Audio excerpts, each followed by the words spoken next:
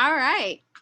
Okay, so welcome to StarDisco. This is the class that's an introduction to astrological magic. So, so thank you everybody for attending.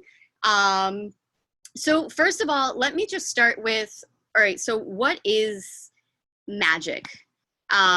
Magic is, according to the premier astrological grimoire, which is the Picatrix, the Gayet al-Hakim, is the goal of the wise. And one of the main things that we get from reading the Picatrix, which is from the 11th century, is that it teaches you to be very well versed in all aspects of life. You know, so in order to be a magician, you know, it's about having this relationship with all aspects of life, which means all of the planets, you know, Venus, Mars, Jupiter, Saturn, Mercury, the sun, and the moon.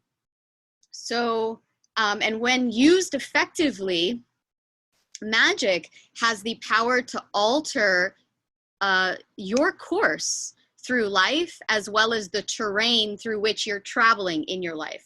So it's considered a science. And it is that, and this is my statement that for me, this has been my personal relationship to magic, is it is the highest science where one aligns themselves with nature, which has the power to alter your course through life, maximizing the cards you were dealt, honoring karma, which is the law of love.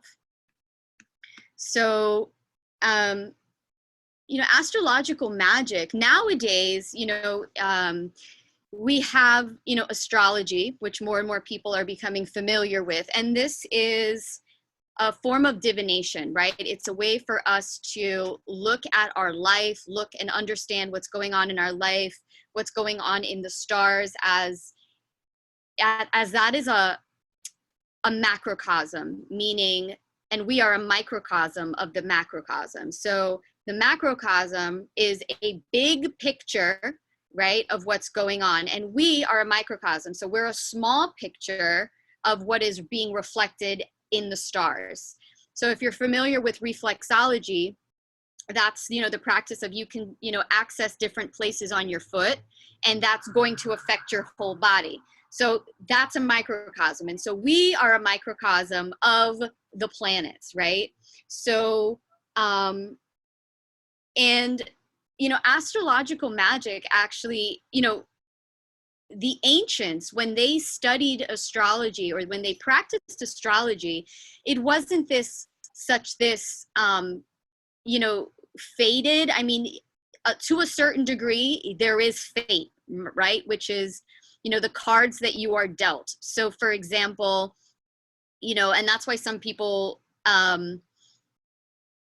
may have trouble, you know, or not as receptive to astrology, because they're like, oh, you know, the stars, you know, like, so what's going on in the stars is basically like taking away my power and saying that I have no control over my life because, you know, Mars is in my 7th house.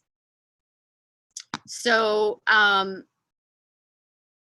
and the ancients did not feel that way. You know, the ancients felt that there was this relationship between us and the stars, because we are stars, like we come from the stars, right? We share the same material. All the minerals and the carbon are the same materials that make up the cosmos. So when they would do readings, it was like, all right, look, this is what is happening, right? And how that is influencing us. But then there was an opportunity to commune, right? To open up communication with the stars and say, oh, wow, I'm going through a really hard Saturn transit, or I'm going through a really hard Mars transit. Let me pray to Mars, you know. And the ancients actually believed that these spirits lived inside of the planets. So these deities, these spiritual entities actually, you know, that it was like Mount Olympus, right? So it was up there and they all lived up on this, that was at least the Greek perception of it. The Egyptians, you know, have their own story, you know, with astrology and their perception of their cosmology.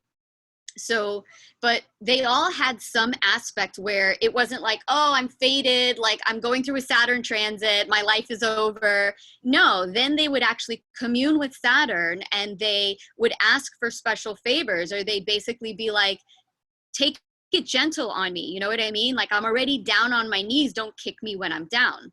So, wait, hold on a second. I just want to, I want to see. Hey, hi, darling. I just wanted to see your face. So welcome. I have everybody muted for now just because I was on a roll, but yeah, I just wanted to say hello. So thanks for joining us. Yeah, so, you know, the ancients really had this, this relationship. It wasn't, you know, like this fated thing. It was, you know what, actually, because the planets are alive inside of us, right? They're all voices and archetypes and influences inside of us. So when we commune with the planets, we're actually communing and becoming more intimate with that aspect of ourselves, with that, you know, with our goddess form, right? So, you know, in India, you know, so the Vedic traditions, the Egyptians, the Greek, and the Hellenistic all have practices where astrological magic was just as much a part of reading a chart, you know, or meaning it was just a part of astrology. Like magic and astrology were not two separate entities. They were sisters, you know, they were thought to go hand in hand. So, and so this was back, you know, like the 11th century, right? When the Picatrix was written. And the Picatrix actually was thought to be written by many different magicians. So there was a time period though, where all of these sacred texts were lost, you know, so a lot of the traditional techniques that were used in astrology, only like the past less than 100 years have been recovered, and people have been doing lots of translations of these classical manuscripts. And so astrological magic, though, was based upon those traditional techniques. And so now in astrology, there's a lot of astrologers that practice what's called modern astrology, which is using all of the planets. You know, the original traditional astrologers just used the first 7 planets, you know, up until Saturn, because that's what you were able to see with the naked eye. So utilizing Uranus, utilizing Neptune and Pluto were not an option. And so this is something that is really important to understand if you are going to practice astrological magic, because for the techniques that you need to use, those planets are not to be considered within the elections, meaning, you know, astrological magic is about choosing a specific period of time in which you're calling upon a specific energy, you know, of that planet, when that planet is super, super strong and it's in a position to actually give you its power to do what it's able to do. So for example, with Venus, a lot of people, like, you know, with astrological magic, we look to Venus when we want things to be beautiful, or we want love in our life, or we want pleasure or joy, or, you know, friendship. When Venus is in a position such as Scorpio or Aries, or, you know, a place where she's not that strong, it's like you're not going to go to the goddess and ask her for a favor when she's in trouble, right? Because she's really not going to be able to do very much for you. And so this is where, you know, it's really important to start with the traditional astrological technique. So if you're a modern astrologer, that's something that you might need to broaden into your education and start understanding, because the modern techniques are just, they're not going to be applicable. So yeah, so I'm just going over my notes here. Okay, so you know, astrology, traditionally, there's 3 branches of astrology. Most people are familiar with natal astrology, which means you're reading a chart that is showing you what the sky looked like at the moment of somebody's birth, right? But that's just one actual trajectory of astrology. The 2 other main branches of astrology are electional astrology, as well as what's called horary astrology. So, and these were really, really popular in the ancient times and utilized by kings and the military. Like, no course of action was ever taken unless there was consultation with the royal astrologers. So what they would do is they'd be like, oh, you know, is it a good time for us to go to war? And so the royal astrologer would come in and draw up a chart for that time and look at it and be able to see what was favorable or not favorable. And so that's called electional astrology. And that is essentially what is used with astrological magic, is we are picking a specific time when there's something that we want, and we're going to say, all right, so this is going to be the most favorable time in order to ask that god or goddess to be able to provide that, right? So that's electional astrology. And electional astrology has all of its own rules, and it's a very, very fine-tuned art. So it's very specific, meaning like it's not every day that we have like beautiful sunshiny weather, right? So, and that's why, you know, astrological magic and talismans and talismanic items are so rare, because the energy just isn't like, it's kind of like with love. It's like, it's not like every day that you find somebody that's super compatible with you, that like lights up all of your different chakras, right? Like that's something really, really rare. So, and it's the same thing, you know, with the astrological weather. So horary astrology, which is the other branch, is where you ask a question. And so you would go to an astrologer and you'd say, you know, am I going to find the love of my life? And so it's a yes or no, right? You ask yes or no questions. And at the very moment that you ask that question, the astrologer draws up the chart, and then from there reads and can tell what's going to happen based upon, you know, the significations. And so that too is a whole art as well. So let's see.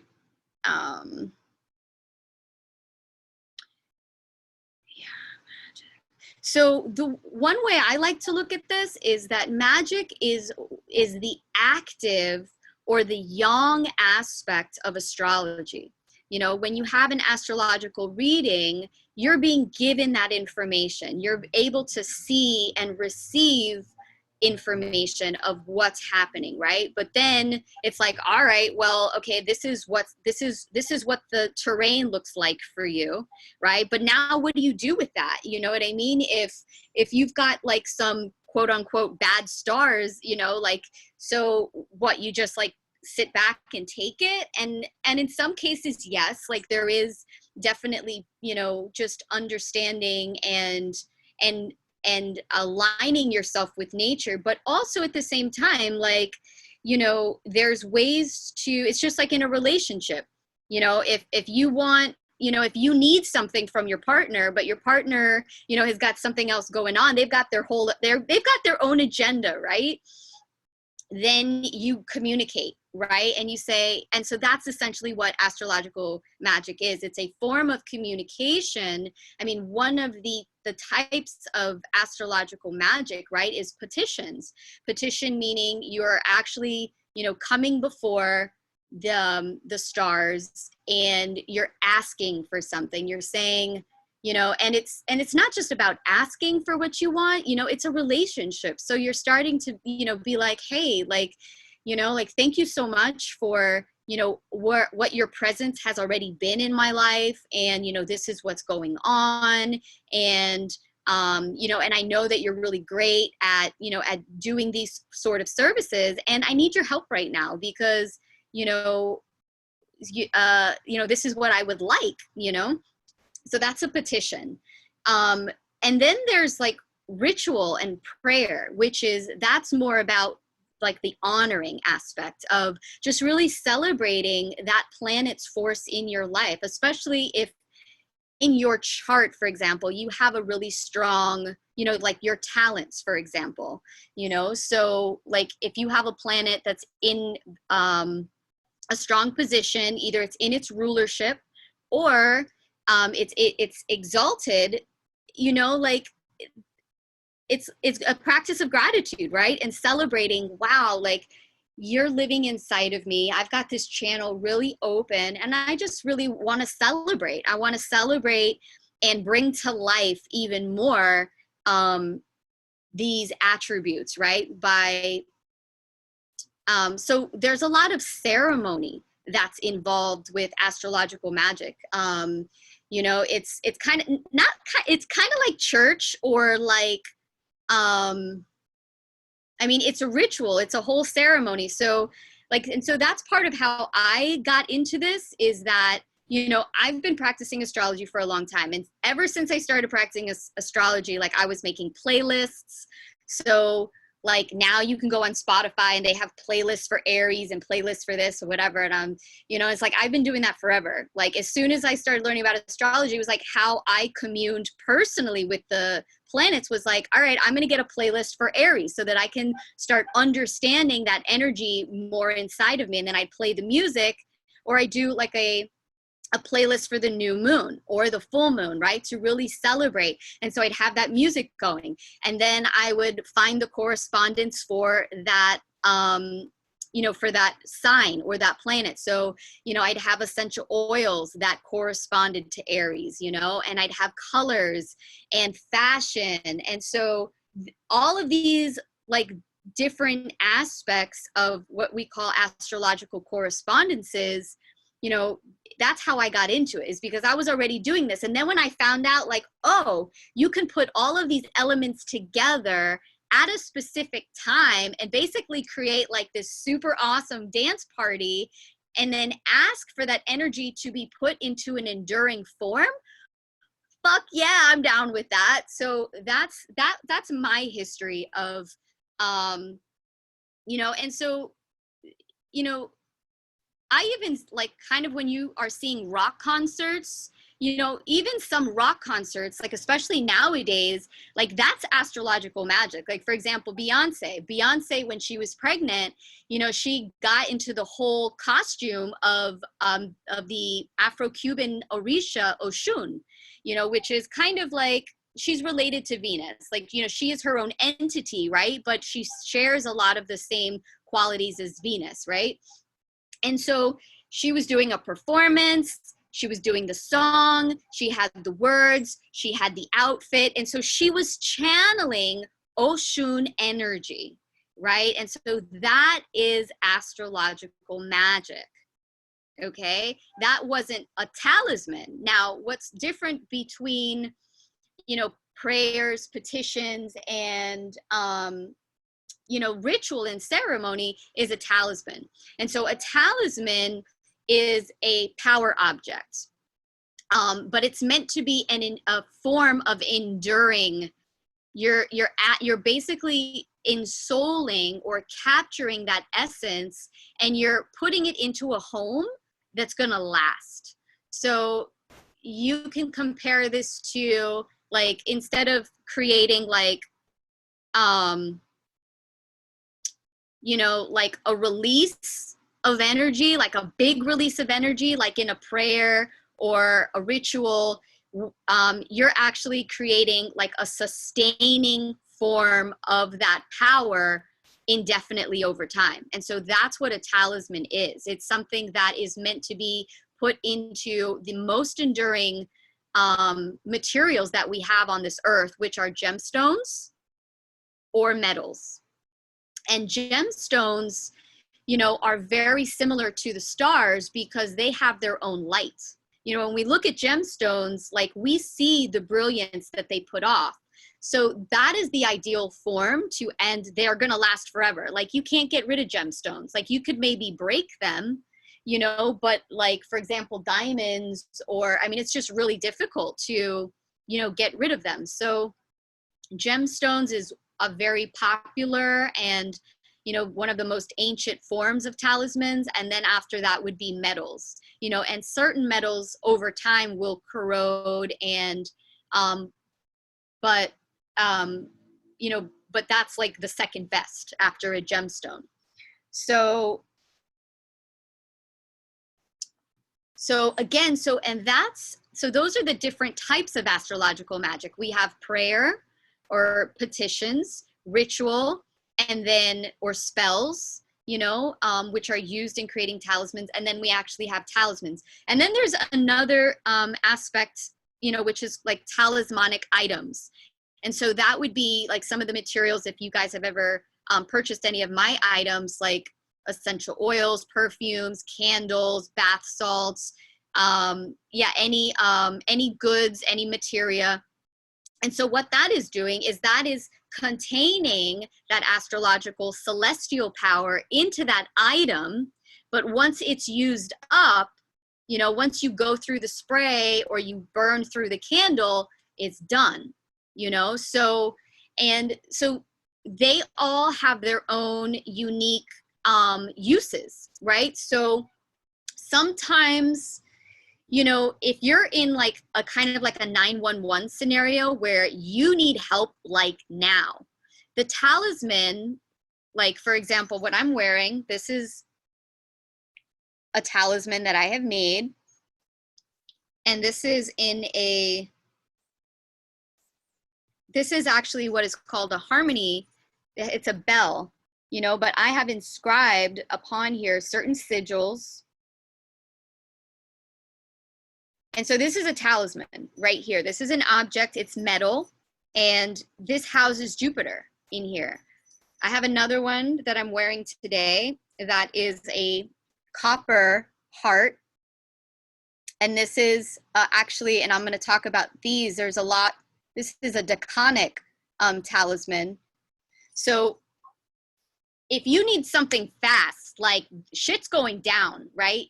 You don't really want a talisman to help you. You know, for that, you would want to do a prayer or a petition, or you would use a talismanic item such as a spray or a candle, because what that's doing is that's releasing the energy right there in the moment, okay? Whereas a talisman is like, it's kind of like an organ transplant. One of my teachers, you know, he explains it that way, as either a graft, like with plants, you know how you can graft a different root system, you know, like with hibiscus or roses, a lot of times what they'll do is they'll take a root system that's really hardy and strong, and they'll attach that to the plant, right? And because its root system, you know, may not be that strong. And so that's called a graft, right? So you're actually like grafting on a different plant, you know, that has a really strong aspect to it, right? So for example, in my chart, you know, my Venus, well, and this is just depends upon the Vedic systems and Western systems. But for example, like if you don't have a strong planet, meaning that planet is in a position where it's just challenging, then you would want, and the purpose of getting a talisman would be to like start having that energy in your life. And it's like grafting it into your life, or getting an organ transplant, okay? And so what happens with this that is really interesting is that just like with organ transplants, sometimes it doesn't take. And the reason that is because if somebody has, you know, they've been living their life, right? And the way that they've been operating with that planet's energy, for example, it's creating a whole structure. Like their whole life is based upon this structure that, is supporting that planet's energy. So for example, let's say you don't have a good Jupiter, right? Or your Jupiter, and I don't like to use good or bad, but that your position of Jupiter is, it's in an area of life where it's just hard. It's like, imagine putting, Jupiter, which is the planet of luck and expansion and of optimism and growth and like being positive, right? And you put that Jupiter in a place where they have to like oversee all of the rules, and they've got to like make sure that things are done by the books, very like base level managerial type position, right? Like Jupiter isn't going to be able to do its job of being optimistic and wanting to grow and travel and learn about like, and like go, and have all of these conquests, these erotic conquests. And, when it's in a position where it has to like make sure that everybody follows the rules, like, right? Like, so that's an example of a Jupiter who's having a hard time, like, and so that person will most likely be living their life in such a way that, fits that program. So if they were to get a Jupiter talisman, like what's going to happen, is it's going to start to really shift and change things in that person's life. And sometimes that change is just like way too much, like especially if the talisman is super strong. It's like going to start, like people will leave that person's life. They might lose their job, or they might wherever that Jupiter is, right? It's going to like totally start wanting to change, because talismans essentially are like, what I'm saying is they're ensouled objects, meaning they have a story that they're running. They want to, it's like, imagine having, Jupiter live with you indefinitely. They want to drink, they want to party, they want to travel, they want to be loud, they want to like, get all this business going, and so they're going to attract people into your life, and will start to also navigate you towards more experiences that are going to fulfill that program. So that's how they work, essentially. Talismans is they have, especially depending upon what has been programmed into the talisman, because just because you have a Jupiter talisman, right? Like whoever created that talisman, they asked specifically that God form for specific qualities of Jupiter, most likely, because depending upon, if Jupiter was in Pisces, which is where Jupiter is at home, if Jupiter is in Sagittarius, where Jupiter is also at home, or if Jupiter was in Cancer, where he is exalted and he's the exalted guest. So he has different powers based upon what sign he's in, right? So, and the more specific you are, right, the more potent and the more it's going to be able to fulfill those promises, most likely. So so that's what a talisman is. So for example, like, when I wear my Jupiter talisman, like clockwork, I always connect with one of my girlfriends who's like mega Jupiter. Like either she'll call me, like out of the blue, or she'll show up at my house, or I'll end up somehow being connected to her throughout the day. And it's not even trying. It's just, it happens, because that's like the easiest way for this talisman to get its needs met, basically, or for it to, to do what it's meant to do. So, so for example, if I've got things going on in my life that don't support Jupiterian type experiences, stuff is going to start to like wiggle and change as long as I'm working with this, because it's like, that's not part of my program. So, I will less likely, have, so different parts of my life are going to start alchemizing and changing. And sometimes, that's not so easy. I'll give you guys a story. You know, the very first talisman that I ever made was a Mercury Aldebaran talisman. It was when Mercury was in Gemini, so that's his home sign. It's where he's super strong. He was on the midheaven, which is an angle of the chart that's super, super strong and prominent, and on a fixed star.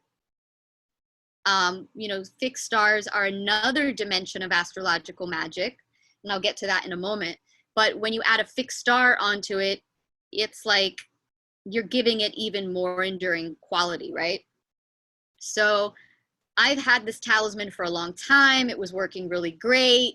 And then at the last Mercury retrograde, the one that was in Pisces, which was just like really, really bad, meaning it's not where Mercury operates well at all. It's very challenging.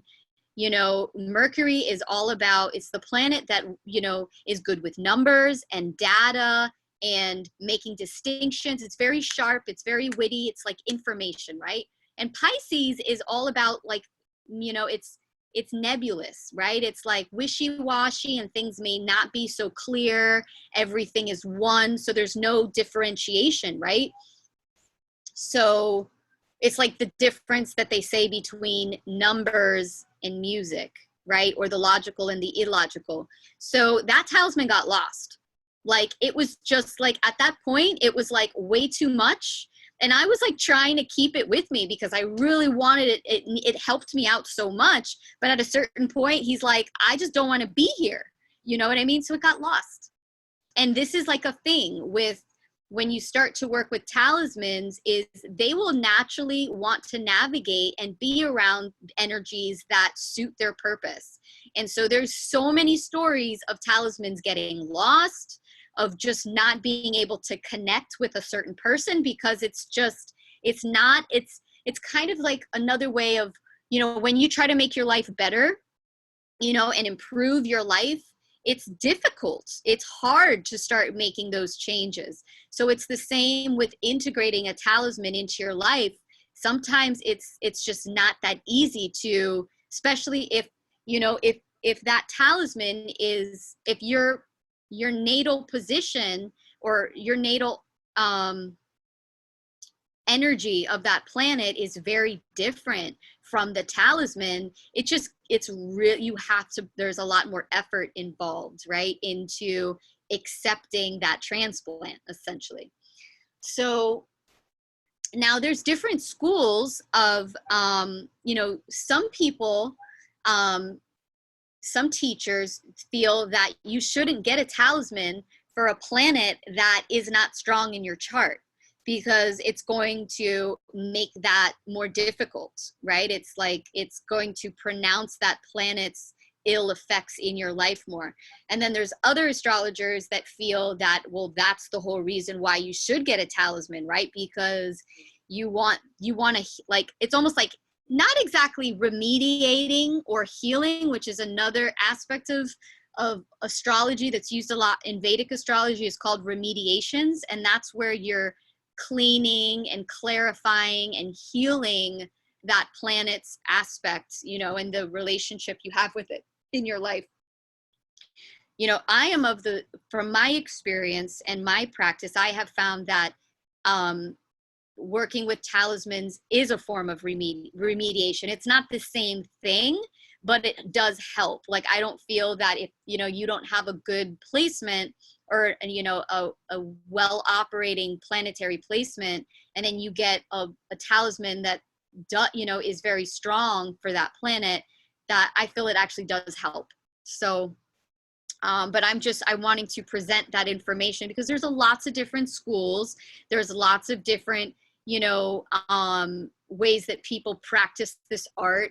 And I've seen some good stuff and I've seen some not so good stuff. And so I've seen some examples of people where they're using more like modern techniques of astrology and creating talismans that then have all these bad side effects. I've done that myself, where I was just like, oh, you know, I don't need to follow the rules. Like, you know, I'm just, you know, gonna do it. And when you first kind of get into it, you know, it's kind of like, it's almost like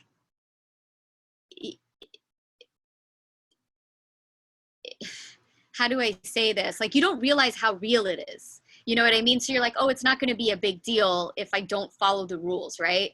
And then what happens is you'll create that talisman, right? And then it starts having bad side effects and you realize, oh shit, like I need to destroy this because it's actually creating more harm in my life than good. So, and I mean, and you can see that as evident in the chart, you know, not like what I was talking about before, where it starts shifting things in your life that's actually bringing in more of those qualities of that planet, but actually like legit negative side effects, you know? So that's where you start like really realizing that magic is real. And so it's something that you definitely don't take lightly, that you bring a lot of reverence to. And it's really important that you do your work, right? And really honoring the legitimacy of this art, and being a lot more discerning, you know, with the times that you're choosing, meaning the elections that you're choosing, because once you put that energy out there, like you're responsible for it, you know? So it's not very responsible to be just picking charts, you know, whenever, because you're impatient and you can't wait until, you know, Mars moves out of Cancer or whatever, you know, or Mars gets off the ascendant, you know, or, you know, or the moon gets out of Capricorn, or it's eclipse season, but you really want to make this talisman, you know, it's like, no, like, all right, there's other things that you can do, you know, like you could either work with petitions and prayers, you know, or there's other ways that you can get creative, but that's why a lot of patience, you know, is required for this art. Two things that I would say, I mean, don't get me wrong, like I love all the great stuff that these talismans have brought to my life, like gifts and connecting with beautiful people and money and opportunities. But the two favorite things that I have enjoyed with working with this art is, number one, understanding and becoming more intimate with what that planet really is. Like, for example, when I first started making the Venus talismanic items, like my first response was, oh my God, like I didn't really know what love was like this, you know, because I still had so much armor around my heart that wasn't allowing myself to really experience more love, you know? So it was like I was feeling things that I never felt before, you know, and I was realizing all of these people in my life that had been, you know, there for me and supporting me, and like, and I really wasn't able to take it in. Like they were around me and I acknowledged them and I felt their love, but not like this, you know? So, and that's what Venus does, is Venus allows us to receive. You know, she allows us, she's the self-love goddess. So even if we don't have a quote unquote partner or a marriage in our life, like we are love. When that Venus energy is operating, you don't need it outside of you. You're so, you know, like, because you're making love to yourself. So, and when you do that, then it starts to show up outside of you and you start to see it and appreciate it, you know, and then even your values start changing as you know, as you become more intimate with what your heart really wants. So I was just blown away. I was just like, oh my God, like I've gone all of these years in my life and not really understanding, like in an embodied way, what Venus was. And that's still changing, you know? And so as an astrologer, you know, part of my job, right, is I'm serving people and I'm interpreting what their chart means, you know, but the more I understand it and the more I embody that, the better I am at my job, right? The better service I'm able to provide for people. So for me, that was the reason why I practice this art, is because it just makes me be a better person, you know, and it makes me do my job better. And then the second thing is, I kind of went blank on what that was, because maybe I kind of like went into,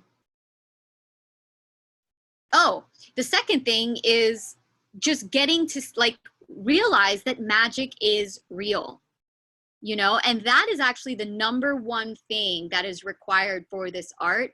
Is it's all about the belief, your own personal belief system. They, you know, in the Picatrix, one of the main things that it says is that if the magician does not believe in themselves, if they, number one, aren't really, you know, they don't have that part of themselves engaged, they can do the best operation, the best ritual with the best products, but it's not going to work, because that is required, you know. And so that for me, it has also been like the second thing, is just really getting to experience my own magic, you know, and that relationship in believing, you know, and empowerment.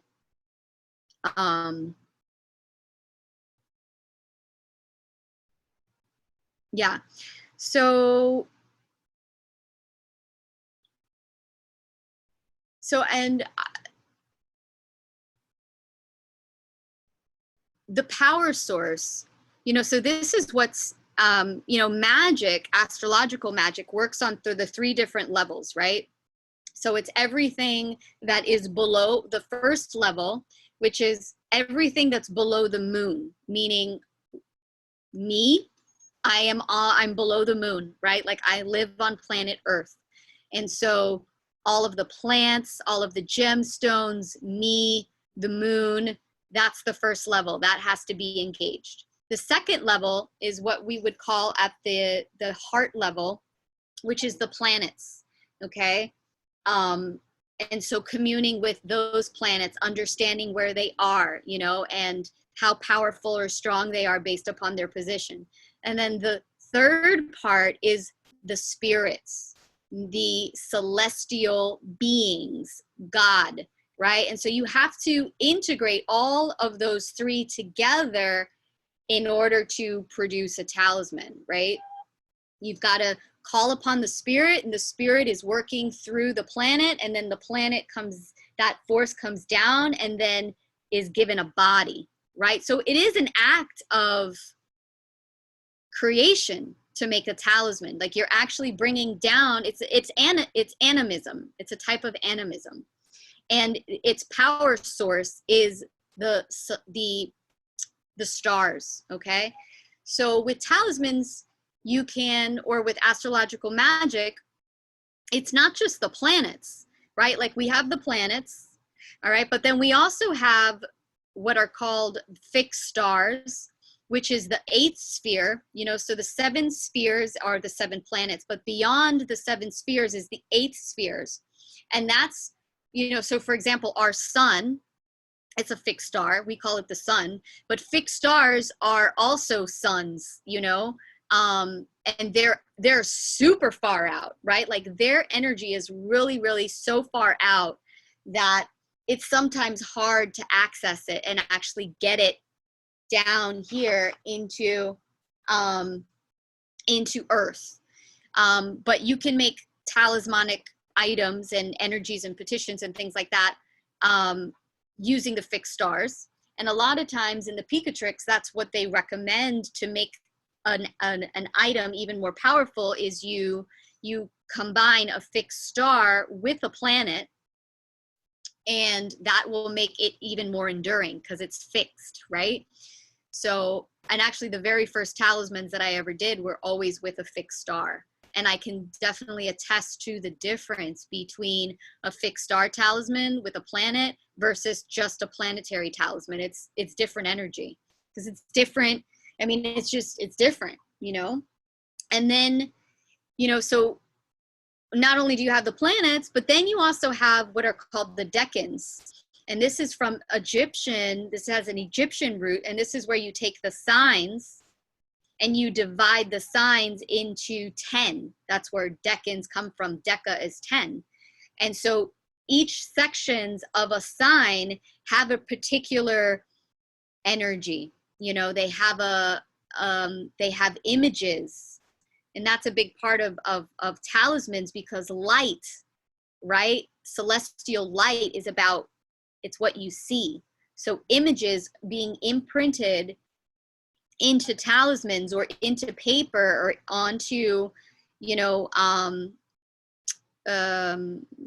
whatever substance that you're doing is a big part of the art, because that's how you brand something, you know. You're imprinting it and sealing it onto that item.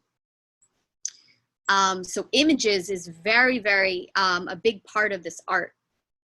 And that's, you know, we do, so images meaning pictures and sigils. And so the decans all have their own little stories.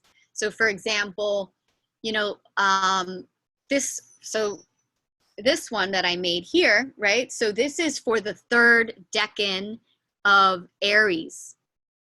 And Venus, when Venus was in the 3rd decan of Aries, which was when I was in Hawaii, so I made this one while I was in Hawaii. Venus in Aries is actually not normally a very strong position for the goddess. Like Aries is the sign, it's like Mars, Mars rules Aries. So it's a you know, war is like one of the significations. Venus doesn't really like to be in a war zone, so it's not really her hometown. But in the 3rd decan of Aries, that actually has its own energy, and it's rooted by a fixed star. So the 3rd decan of Aries is more about charisma and performance, and its symbol is a rose on fire, you know. So it's really about like the fiery Venusian qualities. So people, for example, famous people that have Venus in the 3rd decan of Aries, Marilyn Monroe. I mean, sex symbol. So it's also very sexy. It's also very like libido, big time. So it's sexual, like, you know, Venus loves sex, right? But like Venus in Pisces isn't so much about sex as she's about spiritual love, you know. But Venus in the 3rd decan of Aries, she's like libido, you know, or sex symbol, big time. I think Lady Gaga, Mariah Carey, they also have like, they're also very like sexy, like fiery figures, right? So that's another way, right? That, for example, you don't have to wait till Venus is in, you know, her signs of rulership. You know, you also have the opportunity to work with the decans. So it's like more palette, more colors on the palette to play with, right? And then there's lunar mansions, which is the moon, and that's based upon, that is also, lunar mansions are rooted to fixed stars, but that's a different division of the sky. You know, the zodiac, you know, is the 12 signs. It's a way of dividing up the sky. And the lunar mansions is another way of dividing up the sky. And so, but that's because it's lunar mansions, it's very much connected with the moon, you know. So there's a whole other energy and influence, right, that you get when you start working with the lunar mansions. And that's very Vedic. The nakshatras is another name for the lunar mansions. So yeah, so there's a lot that you can do with this art that isn't limited to just the planets, right? And so that, you know, is what for me makes it more fun, because it's just, I got more colors, right, to work with, and also just more opportunities to, because another way of looking at it is, it's like you're waiting for the perfect time to pick a fruit. You know, like if you go to the tree, right, and there's no fruit on the tree, you can like be waiting there forever. You're like, you're not going to get any fruit, right? You know, but if you've got more trees, then you've got more options for when you can pick fruit. Like this tree may not be blooming, or this tree may not have fruit, but that one does, you know? So I don't have to wait for Venus to get to Libra again. I can wait, you know, when Venus is in Aries in the 3rd decan, and that fruit is ready, and I can pick it, and then, you know what I mean? And then have access to that energy. So,